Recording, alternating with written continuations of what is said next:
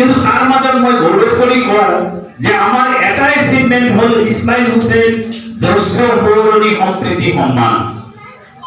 আমি গৌৰৱেৰে ক'ব পাৰো যে এইবাৰ দাঁতক বৰ্ষ আমি ইতিমধ্যে 11 জন মহান ব্যক্তিক অসমৰ মহান ব্যক্তিক সেইগৰাকী মহান ব্যক্তিৰ সৌৰণত যিয়ে আমাৰ বঁটা প্ৰদান কৰিবলৈ সক্ষম হৈছোঁ। আৰু ইয়াৰ কাৰণে আমাৰ যিসকল কৰ্মকৰ্তা আমাৰ যিসকল সদস্য তেওঁলোকে যথেষ্ট কষ্ট কৰিবলগীয়া হৈছে।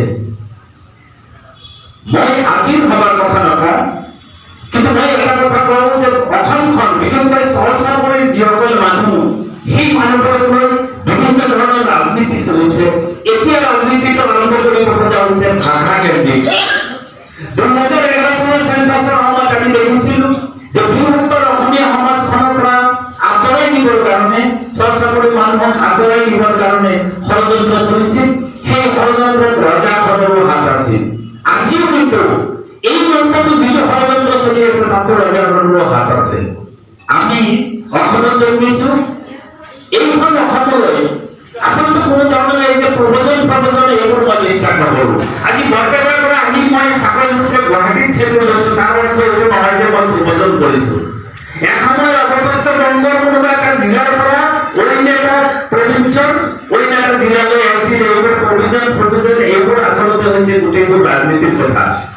চৰচাপৰি সাহিত্য পৰিষদে কেৱল সাহিত্য সংস্কৃতিৰ বিকাশৰ কথাই নহয়, কাৰণ আমাৰ সংবিধান হ'ল আমি ছ'চিঅ' লিটাৰেৰী অৰ্গেনাইজেশ্যন, সমাজখনক বাদ দি সাহিত্য নহয়।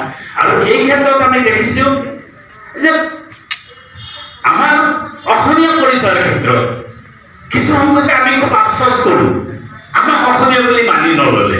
হাৰে, মই এইখন অসমত জন্মিছোঁ, এইখন অসমত ডাঙৰ দীঘল হৈছোঁ, অসমীয়া মাধ্যমত শিক্ষা দীক্ষা লাভ কৰিছোঁ, অসমীয়া সাহিত্য চৰ্চা কৰিছোঁ, অসমীয়া সাহিত্যৰ পাঠক, আৰু তোমাক কোনে স্বীকৃতি দিব? আজি যিটো হৈ আছে সেইটো হৈ আছে অসমৰ ৰাজনীতিৰ কাৰণে হৈছে। আমাক ডক্টৰ দিলীপ বৰাই স্বীকৃতি দিয়া নাই, নে ডক্টৰ অৰুণোদয় শৰ্মাই দিয়া নাই, নে সুমন বৰগোহাঁই দিয়া নাই, নে হীৰেন গোহাঁই দিয়া নাই। Cream of the Assamese society যিটো সো-কল্ড মেইন ষ্ট্ৰীম বুলি কোৱা হয়, আচলতে মেইন ষ্ট্ৰীম কোনো সুতি তেনেকৈ নাই। গোটেইবোৰ নদী উপনদী যেনেকৈ আহি ব্ৰহ্মপুত্ৰত মিলি গৈছে, ঠিক তেনেকৈ অসমৰ ক্ষেত্ৰতো সেইটোৱে কথা। এটা কথা আমি যিসকল চৰ্চা কৰি মাজত সাহিত্য চৰ্চা কৰোঁ, সমাজৰ কথা কওঁ, তেওঁলোকে এটা কথা মনত ৰখাটো উচিত হ'ব। সেই কথাটো হ'ল যে বৃহত্তৰ অসমীয়া যি জাতি, সেই জাতিৰ পৰা আঁতৰি গৈ কেতিয়াও আমাৰ মংগল হ'ব নোৱাৰে।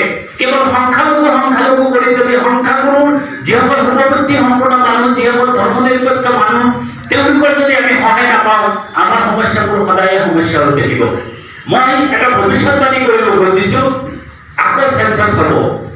চেঞ্চাছৰ কথাটো চলি আছে, আৰু এই চেঞ্চাছৰ সময়ত দেখা যাব যে 1899 চনত হুছেইন আলী চৰকাৰে মৈৰাবাৰীত প্ৰথমখন অসমীয়া মাধ্যমৰ বিদ্যালয় স্থাপন কৰি যি যাত্ৰা আৰম্ভ কৰিছিল, সেই যাত্ৰাৰ পৰা আঁতৰাই নিবৰ কাৰণে কিছু সংখ্যকে ইতিমধ্যে ষড়যন্ত্ৰ আৰম্ভ কৰিছে। এই ষড়যন্ত্ৰকাৰীসকলক আমি প্ৰতিহত কৰিব লাগিব যিকোনো মূল্যৰ বিনিময়ত। 2011 চনৰ চেঞ্চাছৰ সময়ত এই কাৰ্য কৰিবলৈ গৈ আমি শাৰীৰিকভাৱে প্ৰতিহত হৈছোঁ, আমাক আক্ৰমণ কৰা হৈছে, কিন্তু সেই আক্ৰমণক আমি আশীৰ্বাদ বুলি ধৰি লৈছোঁ। আমি এইখন অসমত থাকিম, এইখন অসমৰ আমাৰ সম্পূৰ্ণ অধিকাৰ আছে। গতিকে এই কথাবোৰ আমি মনত ৰখা উচিত। আজি ইয়াত যিসকলে এই দীৰ্ঘ সময় এনেকৈ অনুষ্ঠানটো থাকিলে, যিসকলে বঁটা লাভ কৰিলে, বিশেষকৈ যিসকলে বঁটা প্ৰদান কৰিলে, তেওঁলোকৰ পৰিয়ালৰ যিসকল মানুহ